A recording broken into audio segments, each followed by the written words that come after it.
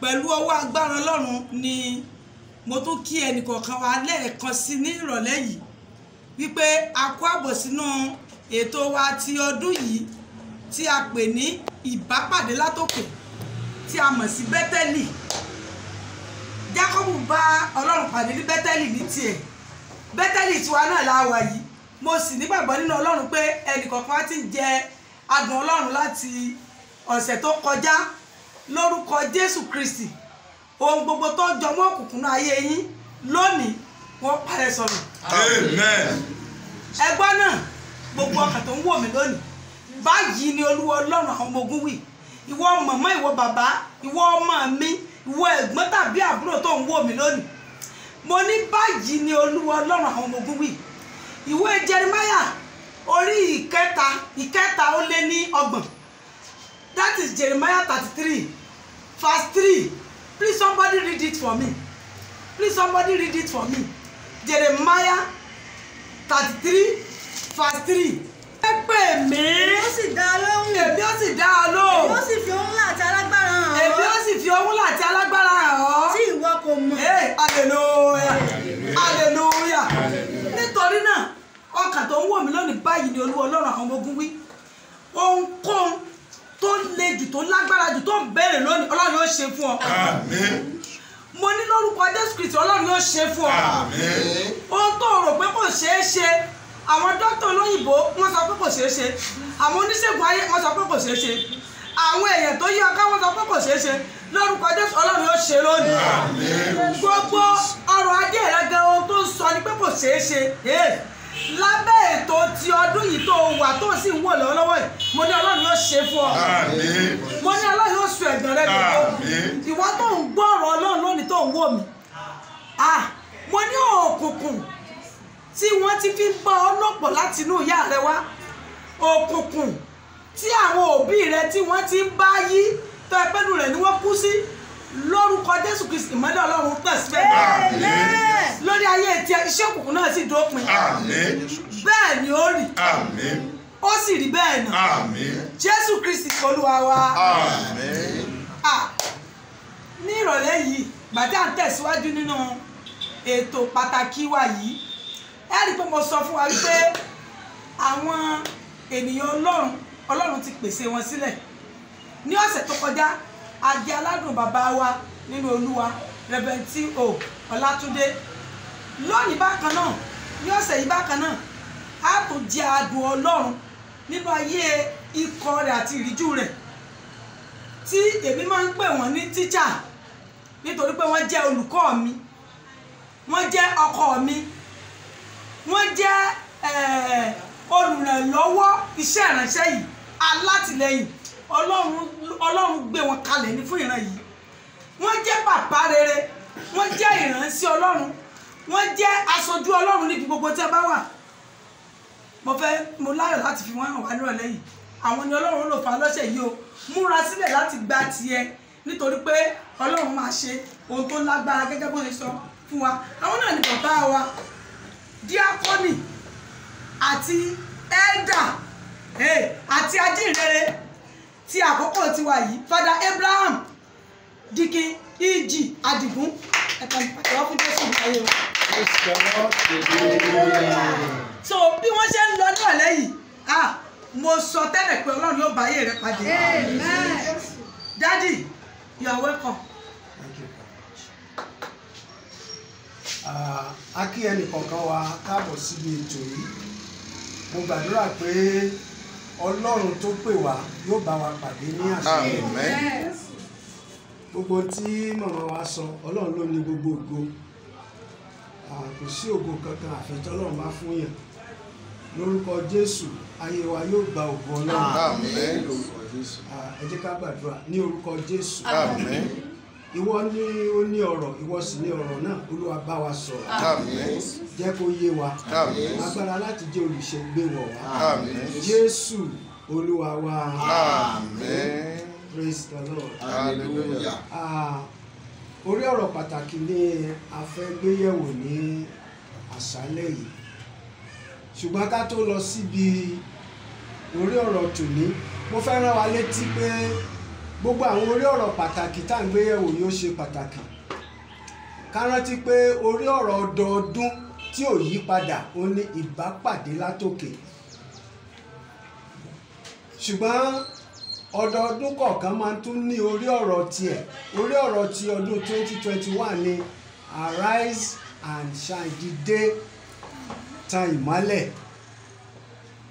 abẹ́rẹ́ náà ni gbogbo àwọn ètò tá à ń ṣe yìí now orí ọ̀rọ̀ tòní tí wọ́n ti ń bá bọ̀ láti bí ọ̀sẹ̀ kan sí méjì sẹ́yìn òun náà ni agbára láti borí òkùnkùn ayé àṣẹ tí a bá ń sọ̀rọ̀ nípa agbára à ń sọ̀rọ̀ nípa àṣẹ wọ́n máa sábà rìn papọ̀ ni láti borí òkùnkùn ayé abẹ́ orí ọ̀rọ̀ yìí ní orí ọ̀rọ̀ mẹ́ta wà tí èmi ò lóore ọ̀fẹ́ láti sọ̀rọ̀ lé lórí ní òní ní ọjọ́ Wednesday àti ní ọjọ́ Friday now orí ọ̀rọ̀ tòní tí a ó gbé yẹ̀wò òun náà ni agbára tàbí àṣẹ láti borí òkùnkùn ayé àṣẹ láti borí òkùnkùn ayé praise the Lord hallelujah. tá a bá ní ká ṣe àgbéyẹ̀wò orí ọ̀rọ̀ yìí à ní lọ lónìí ṣùgbọ́n àdúrà la ní ká gbà nínú ètò yìí ṣùgbọ́n láìsí ọ̀rọ̀ àdúrà di aláìlágbára ó tá a bá wò gbèsè ayé Jésù tó bá ti wọ tẹ́ḿpìlì báyìí yóò kọ́kọ́ gba bíbélì yóò kà á tó bá kà á tán tó túmọ̀ rẹ̀ iṣẹ́ agbára iṣẹ́ àmì àti iṣẹ́ ìyanu yóò wá bẹ̀rẹ̀ lórúkọ Jésù bẹ́ẹ̀ ni yóò rí nínú ayé àwa tá a jókòó àti àwa tá à ń wò wá lórí ayélujára now nítorí àkókò wa tí n bá ní kí n máa bá ètò yìí lọ ó ṣeé ṣe ká má ráyè gbàdúrà níparí rẹ̀ so bá a máa ti ka ọ̀rọ̀ Ọlọ́run a ó máa fi àdúrà lé níbi tó bá yẹ ẹ gbà mí láàyè bẹ́ẹ̀ torí èmi fẹ́ràn bíbélì dáadáa àwa tá a wà nulẹ̀ ẹ dákun ẹ mú ohun ìkọ̀wé yín sílẹ̀ kẹ́ ẹ máa kọ kẹ́ ẹ ṣe bí àwọn ará Bèríà táwọn bá délé lẹ́yìn tí wọ́n gba ìdánilẹ́kọ̀ọ́ wọn ó gbé bíbélì wọn ó tún yẹ̀ wò ẹ má jẹ́ á gbàgbé ohun tí a fi bẹ̀rẹ̀ ní ọ̀sẹ̀ tó kọjá ìmọ̀ ọ̀rọ̀ Ọlọ́run ẹ má jẹ́ á jẹ́ aláìmọ̀ kan nínú ìwé Tẹsalóníkà kìíní yẹn orí 4 bẹ̀rẹ̀ láti ẹsẹ̀ 13 Pọ́ọ̀lù ń sọ pé òun ò fẹ́ kí àwọn ará Tẹsalóníkà jẹ́ òpè nípa àwọn tó sùn àwa náà wá ń gbà wá níyànjú pé ẹ má jẹ́ á jẹ́ òpè nípa ipò tí èṣù àti òkùnkùn wà sí Ọlọ́run àti ènìyàn torí náà ẹ kọ àwọn ẹsẹ̀ bíbélì sílẹ̀ ẹ tún máa gbé yẹ̀wò kẹsì máa gbàdúrà lé lórí yóò dára fún wa lórúkọ Jésù now orí ọ̀rọ̀ tí a fẹ́ gbé yẹ̀wò ni pé ọ̀tá àkọ́kọ́ òkùnkùn ó ní ọ̀tá àkọ́kọ́ Ọlọ́run àti ènìyàn òkùnkùn ní ọ̀tá àkọ́kọ́ Ọlọ́run àti ènìyàn a fẹ́ wọnú inú àdúrà náà lọ báyìí bàbá tí ń sọ láàmú gbàdúrà praise the Lord sẹ́rí ìtàn tá a mọ̀ léléyìí àní fẹ́ gbára wa lákòókò lórí ẹ̀ now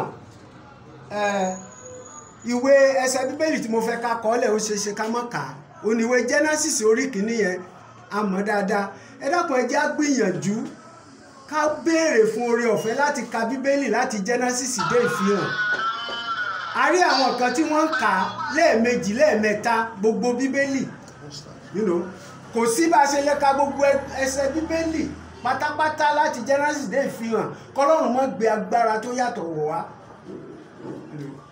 àkókò tí mo ní oore ọ̀fẹ́ láti kà tán mo mọ̀ pé mi ò rí bákan náà mọ́ torí ẹ jẹ́ á wá àkókò láti ṣe bẹ́ẹ̀ na ìwé Genesis yẹn orí kìíní mo fẹ́ ká kọ ẹsẹ̀ 1 sí ẹsẹ̀ 5 mo fẹ́ kí a kọ sílẹ̀ káàkà Genesis orí kìíní ẹ má wulẹ̀ ká ẹsẹ̀ 1 títí dé ẹsẹ̀ 5 ká wá ka ẹsẹ̀ 29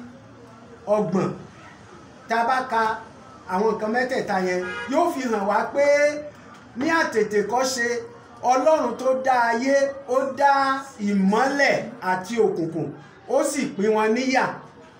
Ó fún wa lóore ọ̀fẹ́ láti ṣiṣẹ́ nígbà tí ìmọ́lẹ̀ wà ká sì sinmi nígbà tí òkùnkùn wà. Now Ọlọ́run wá wo gbogbo nǹkan wọ̀nyí ní ẹsẹ̀ 31 yẹn ó ní ká kíyèsí ó ní gbogbo ntọ́lọ́run dá kí ló pé o dáradára ni. Hallelujah. Ẹ jẹ́ àgbàdua bá a ṣe lọ. Olúwa gbogbo nǹkan tó dá ènìyàn ló dá gbẹ̀yìn ó sì fẹ́ ènìyàn tó bẹ́ẹ̀ gẹ́ tó dá ní àwòrán ara rẹ̀. Olúwa gbogbo ohun tó dá sínú ayé mi tó fúnra rẹ̀ pè ní dáradára, gbogbo ibi tí òkùnkùn ayé Sátánì tí í ṣe olórí agbára òkùnkùn tó sọ di àìdára, lórúkọ Jésù lọ́wọ́lọ́wọ́ báyìí Olúwa ṣe àtúnṣe rẹ̀ kó dá padà sí dáradára. Lórúkọ Jésù. Olúwa dá mi padà sí Jésù Olúwa wa. Ló dá fún wa bá ń ṣe gbà yẹn. Now mo rò pé à ń bá mi lọ ká lè mọ̀ pé Ọlọ́run dá ìmọ́lẹ̀ ká lè ṣe ohun rere gbogbo tá a bá fẹ́ ṣe nínú ìmọ́lẹ̀. Ó wá dá òkùnkùn pé ní òru tàbí ní alẹ́ ká sinmi kágo ara wa padà bọ̀ sípò. Ẹ bá mi wo òwe orí 3 yẹn ẹsẹ̀ 24 ká wo ète dáradára tọ́lọ́run ní fún òkùnkùn. Proverbs 3:24. Nígbà tí ìwọ dùbúlẹ̀. Nígbà tí ìwọ dùbúlẹ̀. Ìwọ kì yóò bẹ̀rù. Ìwọ kì yóò bẹ̀rù. Nítòótọ́. Nítòótọ́. Ìwọ ó dùbúlẹ̀. Ó dùbúlẹ̀. Ọrùn rẹ yóò sì dùn. Hallelujah. Ẹ dákun sórun àwọn èèyàn ń dùn ní ìsìn. Pàápàá lókè ọya àfihàn wọn o. Bílẹ̀ bá ti ń ṣú báyìí ọ̀ràn dé ọkọ̀ balẹ̀ mọ́. Odidi onílé ọlọ́nà yóò sì jáde kúrò nínú mansion ilé ńlá tó jẹ́ pé rìgìdì ló ń ṣe tó ń gbádùn, yóò sì wá jáde kúrò nínú ilé yẹn ní hòhò yóò wọgbó lọ. Ìtí òkùnkùn sọ ayé dà nìyẹn. Lórúkọ Jésù gbogbo iṣẹ́ òkùnkùn tí ò jẹ́ káyé ó nísinmi, tí ò jẹ́ káyé tiẹ̀ náà ó nísinmi, Ọlọ́run yóò bá wí ní àṣálẹ́. Praise the Lord. Hallelujah. Now nígbà tó Ọlọ́run wá dá àwọn nǹkan yẹn tó rí pé dáradára ni látẹnu rẹ̀ ló ti jáde. Ẹ wá jẹ́ wo nǹkan tó ṣẹlẹ̀ tí ọ̀tá Ọlọ́run àti ọ̀tá ènìyàn tó fi bẹ̀rẹ̀. Ẹ bá mi wòwe Isaiah yẹn orí 14. Isaiah chapter 14. 12 to 15. Ẹ tètè ká. 12 to 14. 12 to 15. 12 to 15. Báwo ni ìwọ ṣe ṣubú láti ọ̀run wá? Ìwọ Lúsífẹ́rì ìràwọ̀ òwúrọ̀. Báwo ni a ti gbé ọ Praise lulẹ̀? the Lord. Ẹ jẹ́ àdó báyẹn torí àkókò wa sáré. Ẹ bá mi ka ìfihàn orí 12 ẹsẹ̀ 9 títí dé ẹsẹ̀ 10. Mo ń sọ eléyìí ká lè mọ̀ ibi tí òkùnkùn ti dá ọ̀tá sílẹ̀ láàrin Ọlọ́run àti ènìyàn.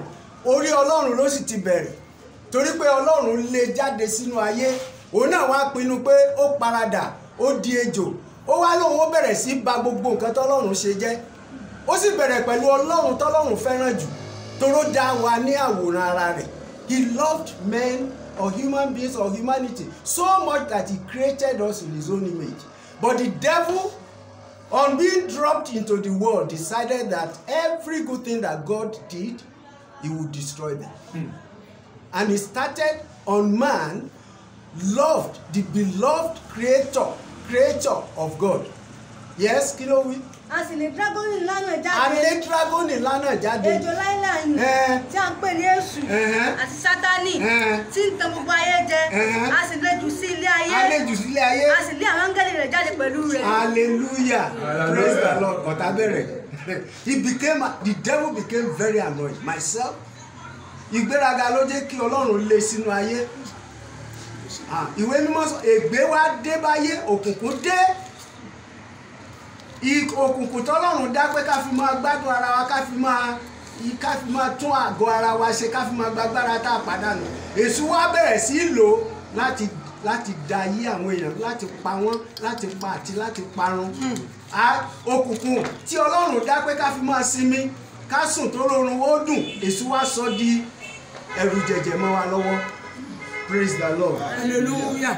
lórúkọ Jésù gbogbo àwa tí bóyá torí ìpayà tàbí torí àwọn ẹni òkùnkùn tá a rí àyè sun àsùnwọ́ra lórúkọ Jésù òpin dé bá agbára òkùnkùn. Amen. Jesus. Praise the Lord. Hallelujah.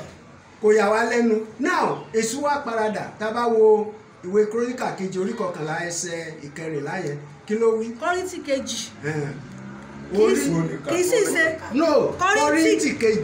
Orí kẹwàá ẹsẹ̀ 14 kí ló kì wí? í sì ṣe ohun ìyanu. Kì í ṣe ohun ìyanu. Nítorí Sátánì tìkára rẹ̀ ń pa ara rẹ̀ dà bí áńgẹ́lì Ó ìmọ́lẹ̀. paradà gẹ́gẹ́ bí áńgẹ́lì ìmọ́lẹ̀. Hallelujah. Sáńgẹ́lì ìmọ́lẹ̀ ni tó bá fẹ́ tan yàn jẹ, tó bá fẹ́ paná iná tí ìmọ́lẹ̀ Ọlọ́run tó bá fẹ́ bu òkùnkùn lù yóò paradà. Now ó wá paradà nínú ọgbà Ídẹ́nì. Ó ní iṣẹ́ tí Ọlọ́run dá èyí tó fẹ́ràn jù gangan tí ṣe ènìyàn orí rẹ̀ ló ti bẹ̀rẹ̀. Ìbẹ̀rẹ̀ ló ti bẹ̀ ní ọ̀tá Ọlọ́run ti bẹ̀rẹ̀. Ó ní gbogbo nǹkan tó bá dá wọn mọ̀.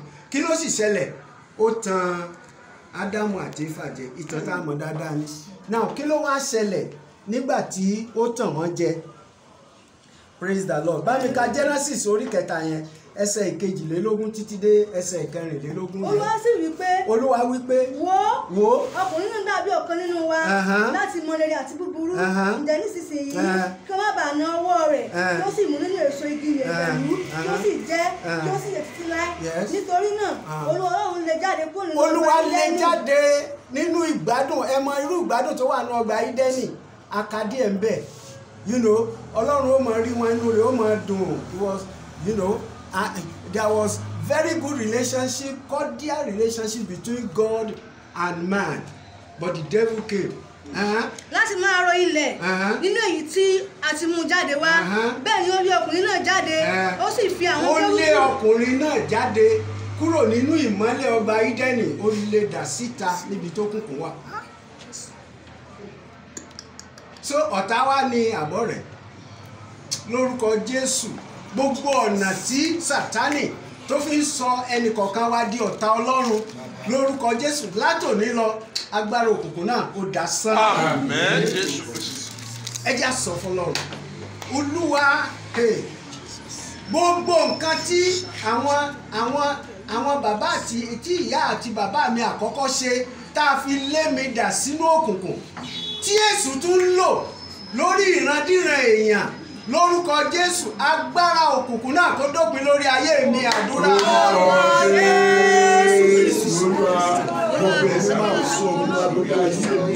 Gbogbo agbára tó kù náà lórí àwọn Ádámù àti Éfà. Jésù Olúwa wa. Praise the Lord. Ọ̀tá wa bẹ̀rẹ̀ láàrin èèyàn àti Ọlọ́run. Èṣù ó wà láàrin ó ń da gbogbo ẹ̀rú. Ẹ jẹ́ ká wo díẹ̀ ńbẹ̀. Ẹ jẹ́ á wo ìwé Kíróníkà kìíní yẹn orí 21 ẹsẹ̀ kìíní. Sátánì sì dúró ti Ísírẹ́lì. Ṣẹ̀ríṣẹ́ ó dúró ti Ísírẹ́lì. Ó sì ti Dáfídì. Ó ti Dáfídì. Láti ka iye Ísírẹ́lì. Hallelujah. Ẹ máa wo ẹ̀ṣẹ̀ ìgbọràn ó ní Èṣù fi dá ọ̀tá sílẹ̀ láàrin ènìyàn àti Ọlọ́run. Ṣé ẹ̀ṣẹ̀ ìgbọràn náà kọ́ ló ń ṣiṣẹ́ nú ayé lónìí? Gbogbo nǹkan tọ́lọ́run ní ká má ṣe ṣé kò nǹkan là ń ṣe? Ọlọ́run yóò gbà wá lọ́wọ́ agbára èṣù lónìí. Èṣù ló dá yẹn wò. Kí ló tún ṣe nínú ìwé Lúùkù orí 22 ẹsẹ̀ 3? Sátánì sì wọ inú Júdásì. Sátánì sì wọnú Júdásì. Tí à ń pè ní Ìsíkáríọ́tì. Ó bẹ̀rẹ̀ sí ba gbogbo iṣẹ́ àní pé ìtọ́lọ́run kórìíra gan-an olówó jẹ́ kó di oyin fáwa tá à ń jẹ tá à ń mú. Toró ti mọ̀ pé tá a bá ti dẹ́ṣẹ̀ yẹn inú ò mọ̀ bí Ọlọ́run ni. Yes. Bá mi wo Iṣẹ́ Àpọ́stélì orí 5 ẹsẹ̀ 3. Iṣẹ́ Àpọ́stélì orí 5 ẹsẹ̀ 3. Ìtàn tá a mọ̀ dáadáa ni Ananaya àti Sàfírà. Pétérù wípé Ananaya èéṣe Sátánì fi kún ọ ní ọkàn. ó ń ṣe iṣẹ́ tí ń ṣe. A mú àwọn àpẹẹrẹ wá ká lè mọ̀ pé ntọ́lọ́wọ́ mọ̀ ṣe nìyẹn. Àníṣe ó ní ibi dáradára tí Ọlọ́run dá wa sí yẹn tó ti lé wa dà sínú òkùnkùn ó láàní padà síbẹ̀ mọ́. Ètí Ọlọ́run sì ni pé ká padà síbi ìsinmi, ká padà síbi ibi ìfọ̀kànbalẹ̀ tó wà ní ọgbà Ídẹ́nì. That's the purpose of God. But the devil says no, it shall never happen. Àwa lámúra o ẹnì kọ̀ọ̀kan ni ó múra o lórúkọ Jésù agbára Ọlọ́run yóò gbé wa wọ̀. Kí ló wá yẹ ká ṣe nígbà tá a ti mọ̀ ọ̀tá wa báyìí? Àwọn Yorùbá ní bọ́lọ́run bá ti fi ọ̀tá ẹni hàn ni ó lè pààyàn kò yẹ kó pààyàn ni ṣùgbọ́n pàwọn èèyàn if you are not prepared so ẹja wá wo nǹkan 1 Peter 5:7 bí à ń ṣe lọ sí. ẹ máa kó gbogbo àníyàn yín lé. ẹ máa kó gbogbo àníyàn yín lé. nítorí tí ó ń ṣe ìtọ́jú yín. torí ó ń ṣe ìtọ́jú yín kà síwájú díẹ̀ sí. ẹ máa wà ní àìrékọjá. ẹ máa wà ní àìrékọjá. ẹ máa ṣọ́ra. ẹ máa ṣọ́ra. nítorí èṣù ọ̀tá yín bí kìnìún tí ń ké ramúramù ó ń rìn kiri. Praise the Lord. Hallelujah. Éfésù orí 4 ẹsẹ̀ 12 kí ló wí? Ephesians 6:12. nítorí pé the power of the devil that we have to confront. nítorí pé kì í ṣe ẹ̀jẹ̀. kì í ṣe ẹ̀jẹ̀. àti ẹran ara. àti ẹran ara. ni àwa ń bá jìjàkadì. là ń bá jìjàkadì. ṣùgbọ́n àwọn aláṣẹ. àwọn aláṣẹ. àìrí. àwọn major general. àwọn commander in chief. Yes. àti àwọn alágbára. àwọn alágbára. àwọn aláṣẹ. àwọn aláṣẹ. ibi òkùnkùn ayé yìí. ibi òkùnkùn ayé yìí. àti àwọn ìlú kúrò. abájọ wọn ní òkùnkùn bu ayé biribiri. The devil is ruthless now. Gbogbo nǹkan ní sàn bàjẹ́. No coronavirus tá à ń kígbe kò ṣàìsẹ̀yìn rẹ̀. Iṣẹ́ agbára òkùnkùn ni kìí fẹ́ rí mọ́lẹ̀ kìí fẹ́ rí tó dá. Every evil thing is associated with darkness. Ẹ wò ìpínlẹ̀ Ọ̀yọ́ nìsín. Gbogbo àwọn tó wà nípínlẹ̀ yìí là ń yin Ọlọ́run lógo pé nǹkan ń pọ̀ sípò. Ẹ wá wo nǹkan tó ń ṣẹlẹ̀ nísìn wọ́n lọ gbé àwọn jàǹdùkú jáde wọ́n ró wọn lágbára òkùnkùn wọ́n bẹ̀rẹ̀ sí dàlú wọ́n ń pa olè kí wá bí kò ṣe láti pa àti láti parun and they want to wọ́n fẹ́ discredit gómìnà yẹn wọ́n fẹ́ kí gbogbo ẹ̀ dàrú kán pe state of emergency Ọlọ́run sì nígbà fún wọn. àmúra ni o àdúrà lámúra ẹ̀yin ènìyàn Ọlọ́run ẹ̀yin ọmọ ìmọ́lẹ̀ ẹ múra ní o lórúkọ Jésù yóò dára fún wa. ẹ wá má jẹ́ kí èṣù ẹ má jẹ́ kéṣù ẹ má jẹ́ kó sọ wá di ọ̀tá Ọlọ́run. Jákọ́bù orí 4 ẹsẹ̀ 4. ẹ̀yin panṣágà ọkùnrin. èyí tí èṣù ń lò láti sọ ènìyàn di ọ̀tá Ọlọ́run nìyẹn o. àti panṣágà obìnrin. àti panṣágà obìnrin. ẹ kò mọ̀ pé. ẹ mọ̀ pé. ìbárẹ́ ayé. ìṣọ̀tá Ọlọ́run ni. hallelujah lórúkọ Jésù àní di ọ̀tá Ọlọ́run. ẹ kó orúkọ Jésù lẹ́ẹ̀kẹ́ ìmọ̀lẹ́kẹ́ Olúwa gbogbo ìlàkàkà Sátánì olórí òkùnkùn àti ọ̀tá láti sọ mí di ọ̀tá rẹ nípasẹ̀ ẹ̀ṣẹ̀ lórúkọ Jésù Olúwa gbèmí níjà kó mú mi borí òkùnkùn àdúrà. Ọlọ́run tó pọ̀ nígbà tí agbára gbogbo ìlàkàkà tó lè fẹ́ sọ mí di ọ̀tá Ọlọ́run lórúkọ Jésù Ọlọ́run ló gbà fún Ọlọ́run ló Jésù gbà fún Olúwa wa. Praise the Lord.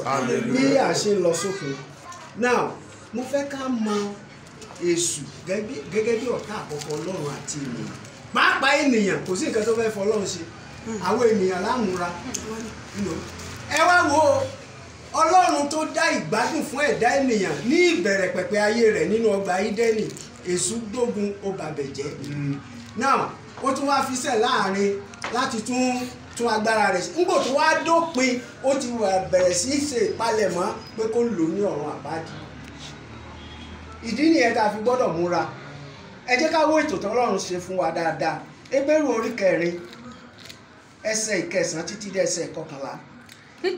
nítorí náà ìsinmi kan kù fún àwọn ènìyàn Ọlọ́run nítorí pé ẹni tó bá bọ́ sínú ìsinmi rẹ̀ ẹni tó bá bọ́ alákàkà ni o tó bá bọ́ sínú ìsinmi rẹ̀ òun pẹ̀lú sinmi kúrò nínú iṣẹ́ tirẹ̀ ó sinmi kúrò nínú iṣẹ́ rẹ̀ gẹ́gẹ́ bí Ọlọ́run ti sinmi kúrò nínú tirẹ̀ ẹ má jẹ́ àgbàgbé Jésù ní ẹ má ṣe jẹ́ kí ọkàn yín dàrú ẹ gba Ọlọ́run bẹ́ẹ̀ gbà mí gbọ́ kí ló ti ṣe fún wa Èṣù wa ní láyé ẹ̀yìn ọ̀bẹ ọ̀tá tó le jù láti àtètèkọ́ṣe náà lè sùn a sì gbọ́dọ̀ múra gidi ẹ porúkọ Jésù bẹ́ẹ̀ ṣe ń gbọ́ mi Olúwa wọ́n ló ní agbára ó ní ìdí tí ọmọ Ọlọ́run fi wá sáyé ni láti paṣẹ èṣù àti ẹ̀ṣẹ̀ run Olúwa fi agbára ńlá rẹ Olúwa fi mú mi borí gbogbo ètekéte Sátánì láti mú mi parí ẹ̀ sọ́run àpáàdì àdúrà. Orúkọ Jésù. Jésù Olúwa wa. Ẹ jẹ́ àdúró bí bóyá a lè kọ Pétérù kejì orí kẹta ẹsẹ̀ keje títí di ẹsẹ̀ kẹrìnlá ẹ jẹ́ àkọọ́lẹ̀ àdúrà yìí mo fẹ́ ká fi parí ìwé Dáníẹ́lì orí kejìlá ẹsẹ̀ mẹ́ta àkọ́kọ́ ṣe rí àwa kìrìsìtẹ́nì Ọlọ́run gbé iṣẹ́ ìhìnrere lé lọ́wọ́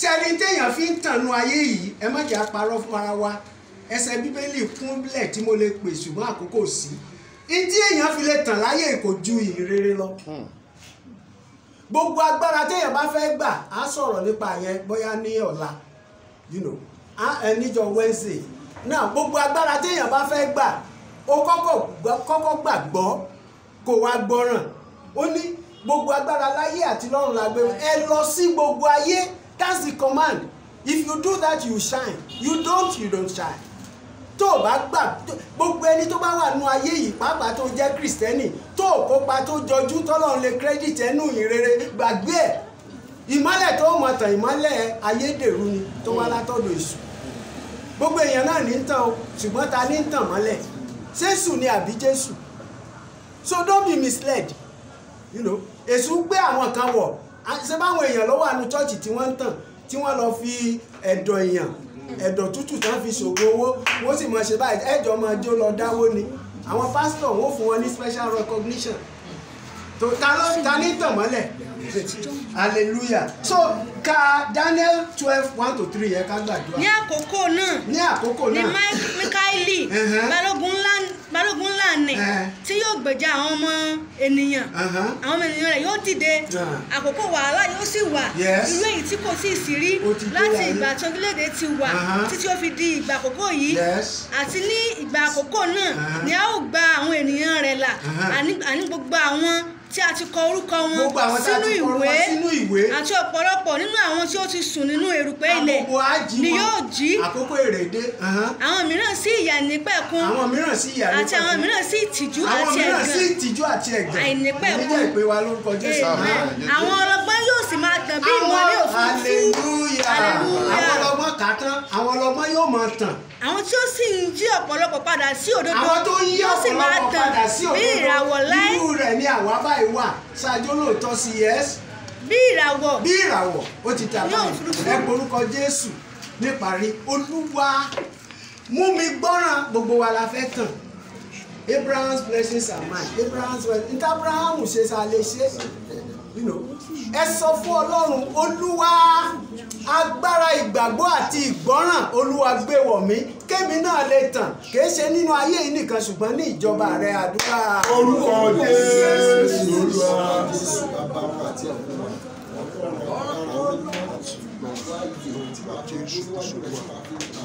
Jésù Olúwa wa.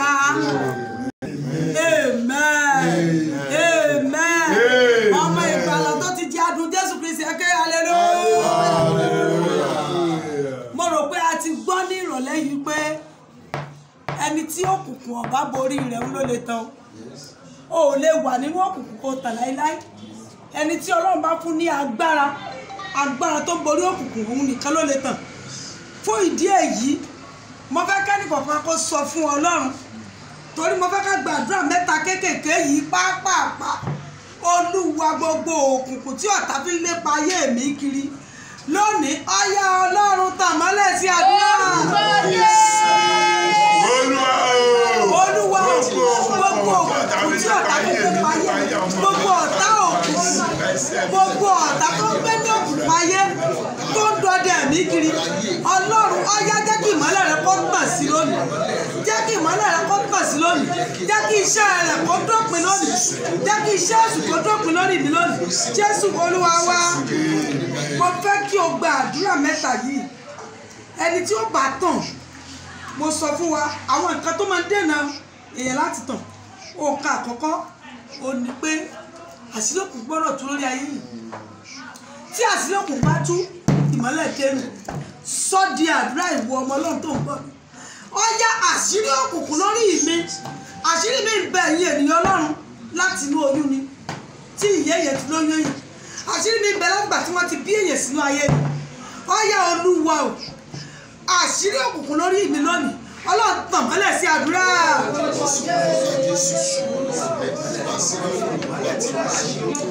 Ọlọ́run tàn mọ́lẹ̀ sí àṣírí òkùnkùn lórí ayé mi. Kí iṣẹ́ òkùnkùn kó dópin, kí iṣẹ́ àsùnkò dópin, kí iṣẹ́ àṣàkó dópin. Máyà Olúwa ṣe bẹ́ẹ̀. Jésù Olúwa wa. Jésù Olúwa wa.